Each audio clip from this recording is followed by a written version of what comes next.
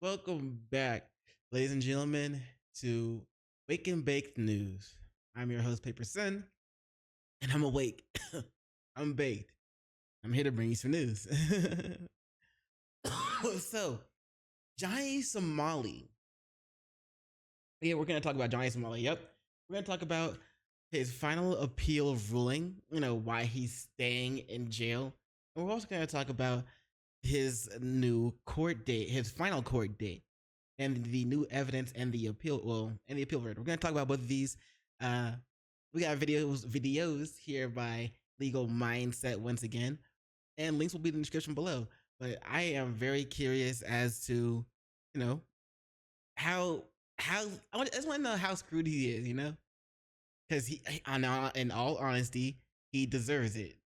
With all the shit that he did, this is coming back to slap him in the face. Like, bro, like, what is he doing? All right, let's check it out. Links will be in the description below. Let's get it.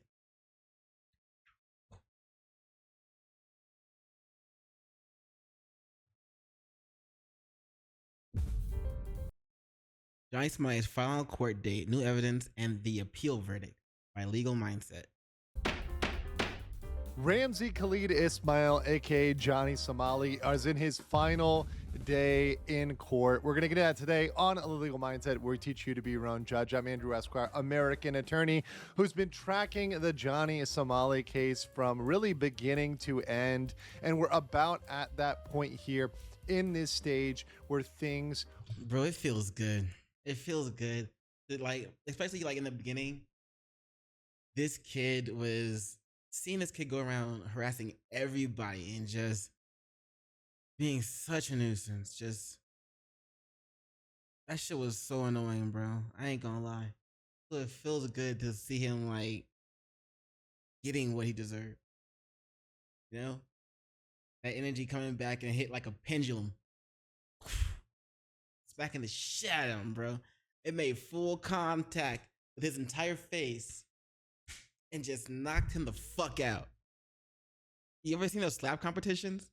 That's how that shit happened to him, bro. You shouldn't see it. It feels good. It feels good. But it lets me know that it's being the good guy is, or in certain situations, when in the right situations, well, being the good guy until the situation calls for you to do something more for yourself, more selfishly. But it lets me know that being the good guy, or selfish, actually, whatever, it lets me know is not it's not all for nothing. You know what I'm saying? I'm gonna stop rambling now. let's are coming to a close. As a quick recap, Johnny Somali was sentenced earlier this year to 6 months with labor, in addition to being required to register on the offender list in Korea, having his phones confiscated from him, and is currently sitting in the Seoul Nambu Detention Center pending his appeal. He's now on an appeal, aka a second trial. So what we're having right now is this second trial. Now, before we get into all the details here and what's going on with the second trial, I have a very important message. Recently, a jury ordered Meta and YouTube to pay millions for their role in designing and promoting addictive platforms. I said it the last couple of times. I'm gonna say it again. I like being segued into the ad, but this is fine too. They knew their apps could contribute to anxiety, depression, and body image issues, but did not share those risks while prioritizing profits. The recent historic verdict underscores the consequences of those decisions. If you or your child spent years growing up on social media and experienced serious mental health struggles, you should hear this. Morgan & Morgan is stepping up to hold these platforms accountable for the harm they caused. You can use the link in my description or scan the QR code to take a short quiz to see if you qualify for a case. You may be entitled to a potential recovery of over $1,000. Now that that's done, back to a business. So looking at one qualified, I didn't realize I was blocking that QR code. Let me get out the way. You think you can scan it? Give me 1 second. All right, ready? Hit. Case, you may be entitled to a potential recovery of over $1,000. Now that that's done, back to a business. So, looking at Johnny Somali's case, one reason why this is moving so fast is because neither Johnny Somali. You know how they kept postponing it and pushing it back in the beginning? It's like, you know what? Let's bleed him out. Let's set his court date way out there. You know, he ain't got too much support, and those who are willing to support him aren't going to continue supporting him. They can't be supporting him for long. Well, let's see if we can just bleed him out. You know what I'm saying? And now that he's behind bars, now that they got him, it's like, all right, let's push through this shit. Let's hurry up. Nor the prosecution Let's get through with this guy. Let's get him out of here. are calling any more witnesses. So, really, what they're considering is what they've already considered during the first trial. They're not really looking at too many extra things coming out on this second trial, and they're mainly just applying the law. Now, there are some minor things that have happened since last time, including one that followed up by a member of the SCT team to submit additional evidence in this case. So we had Johnny Somali submitting all these letters of reflection saying that he's sorry, he's remorseful. So a member of the SCT. He doesn't mean it. Y'all really think he means that shit? If you think Johnny Somali really means that he's sorry, I got a I got a magical duck to sell you. You've heard of the goose that lays the golden egg, right? This duck, bro. This duck though, you ain't even ready. I'm gonna tell you that off the jump. You should let me know if you're interested. This duck you might want to buy. Over here delivered this brand new filing, pretty much rebutting why Johnny Somali's new letters of apology and what he's trying to say as his grounds for an appeal, why they don't matter. So let me read this translation to you from. I like how Angie just shuts it down. Yeah, so let's go over this this Johnny Somali his appeal, reason for appeal, and then why it doesn't matter. I love it. From this new submission that was made by a member of the Somali conviction team.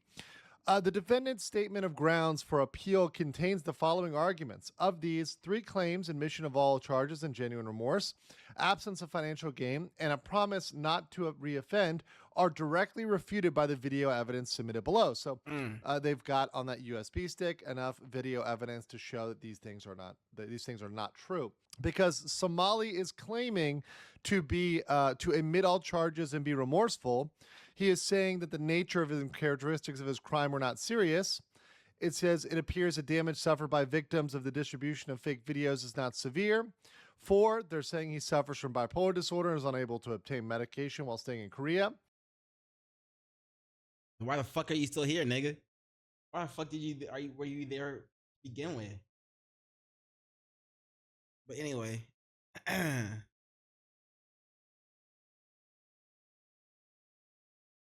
excuse me. I digress. I like how they put him in. They say, "Here are your charges. You did this, this, this, and this, this, and this, and this." And Johnny pretty much appealed, saying, "No, I didn't. It wasn't that serious, bruh. No, I didn't. Just a joke."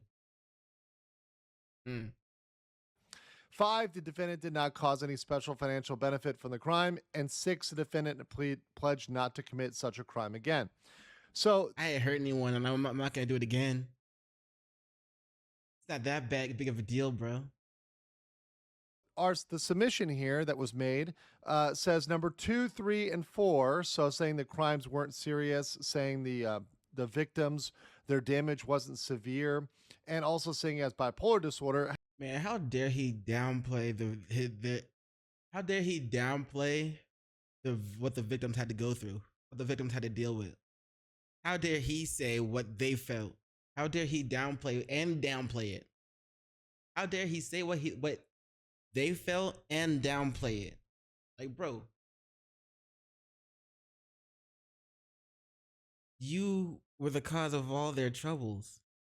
You can't just really like, oh, they didn't really suffer, bro. They was fine. They just fine, bro. Nah, they're good. You have no right to say that. You don't know what it's like dealing with you. has already been addressed in the original submission. So all of these claims have been addressed in the original materials that were submitted. But they also had this new submission has evidence that directly refutes the fact that he is remorseful, that he didn't gain a benefit from this crime, or that he pledged not to commit such a crime again. So all of that is countered by evidence which is submitted now. So the judge has more than enough to offset if they want to the judges, because there are 3 judges on the appeal as opposed to 1 during the first trial. Okay. They've got all the evidence they need to put this guy away and to lock this guy up and to refute any of his ground. Yeah, they look at his appeal and they say, Abushi? And they say, nah. Denied. I remember the time that he's been waiting for his appeal to go through and to be judged and everything like that. That time does not count towards the time he's supposed to spend in prison. Right? At least that's what I kind of believe. So, I mean, he still has work to do. And also, remember, he's like pretty much in holding. Like, he's like just kind of like in jail or whatever, containment. He's not in the actual like prison yet. And so apparently that's where he also does his manual labor that he claims he's not doing. He doesn't have to do. That's coming up after his appeal goes through or whatever, and after everything is done, then he has to actually go and spend time in prison and do his time. For appeal. So in judgment here today, the upcoming June 25th court appearance will be his last in-person appearance, because even if, no matter what happens, even if he was to win at this appeal, there can be an appeal to the Supreme Court even by the prosecutor. So if the prosecutor doesn't like how this came out, they can appeal this to the Supreme Court.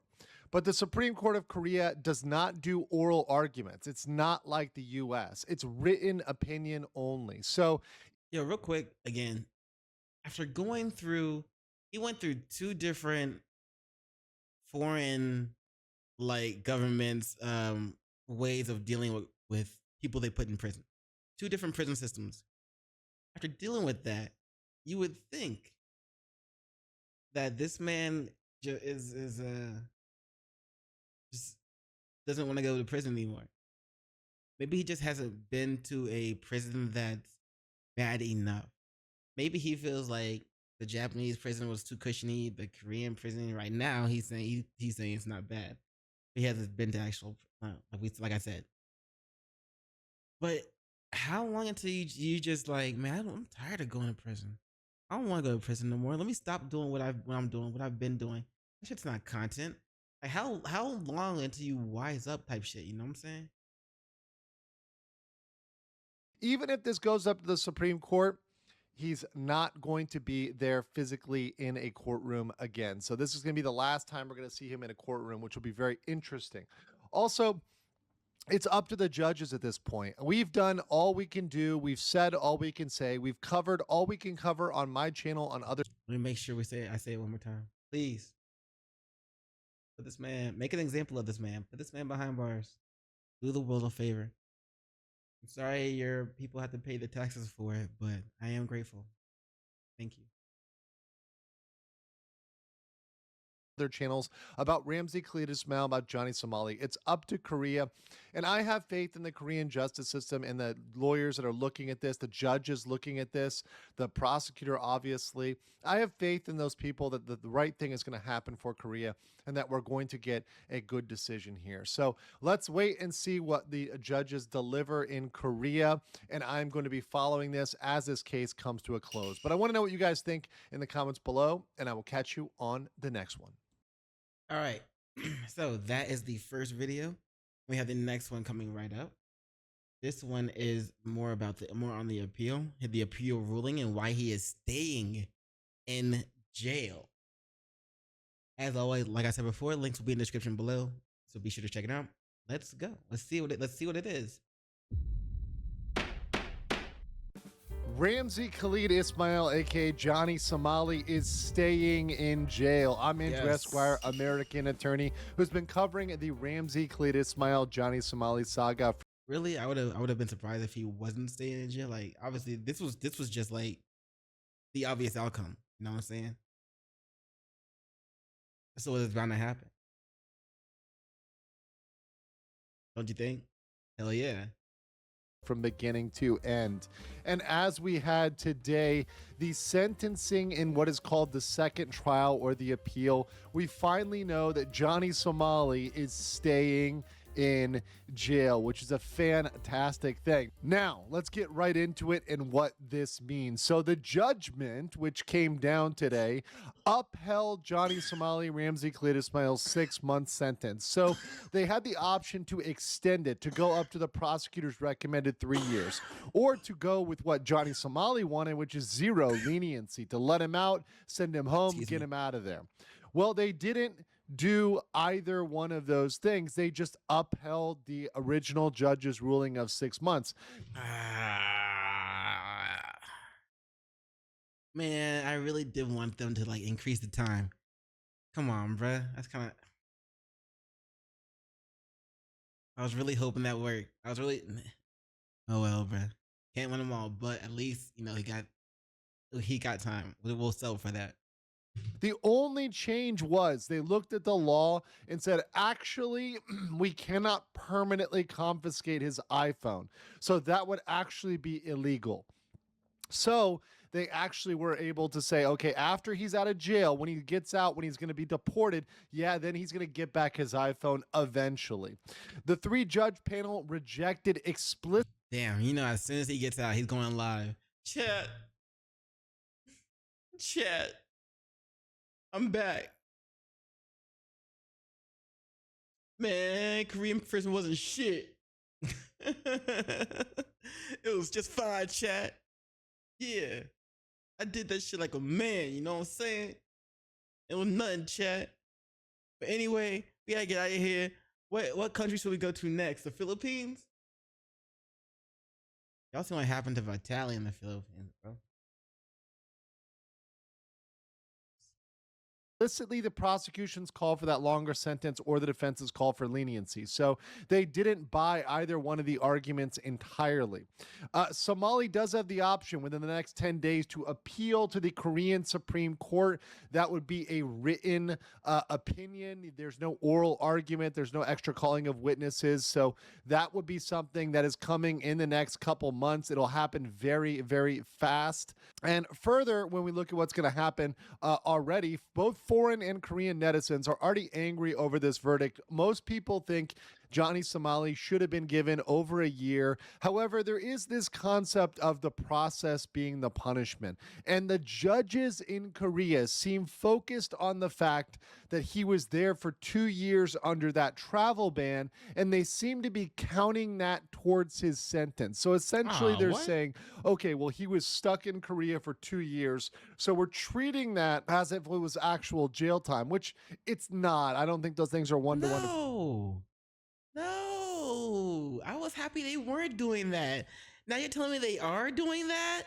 No. Man, they went so easy on him. Federal court is just being so damn nice to this guy. Equivalent, but that's the way the judges are treating them. They're saying, hey, that's like 2 years, and therefore we're going to tack on 6 months. So it's sort of like he's been in there 2 years and 6 months. Well, not really. In fact, he was messing around, getting drunk, having shenanigans with Hank. All of that stuff was happening. A lot of it was happening over that 2 year period. For me, I don't think those things line up, but that's the logic the judges in Korea are going with. And that's what we have to hold them accountable to, and saying, hey, is this going to be a problem with other streamers in the future and other nuisance streamers? And I think that's what both foreigners and Koreans are kind of coming out and saying, yeah, that's not enough of a deterrent just to lock somebody in Korea. They're going to end up creating content or doing other stuff during that time. That's not really going to be a complete problem for them. And really, the end of the Somali saga is coming soon, but this is a story of the next future nuisance streamers and that are going to come to Korea and cause problems and cause. They don't learn from each other, bro. They don't like they. I mean, this like he said. Wait. I don't think they learn from each other, but he's saying they should look at this as a message to what could happen to them when they come to a country just to focus on causing problems for content. But I'm saying, dude, I don't think they listen to each other, bro. Maybe I'm wrong. Maybe some of them will see that shit and be like, maybe I don't want to do it. But other people will see that shit and, oh, you just did it wrong, bro. I could do it better. Yep. You know what I'm saying? Or you waited too long to leave, bro. You stayed too long. You should have left earlier, bro. I can do it better.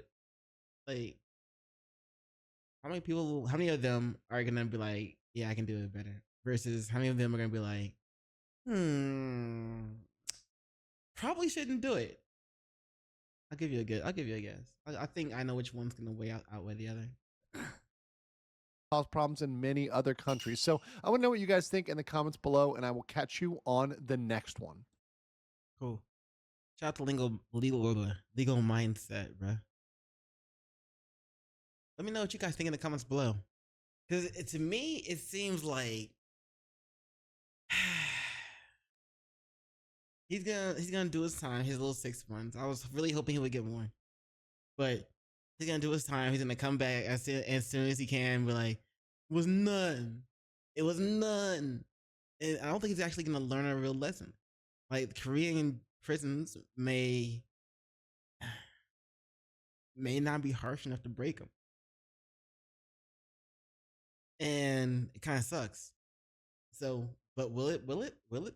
Will it? We'll see. We'll see in what 6 months or whatever when he gets out, and yeah, we'll see the last appeal or whatever when he's done, or if there's any more content that comes out to him, we will keep track. That's it. All right, peace and much love to you.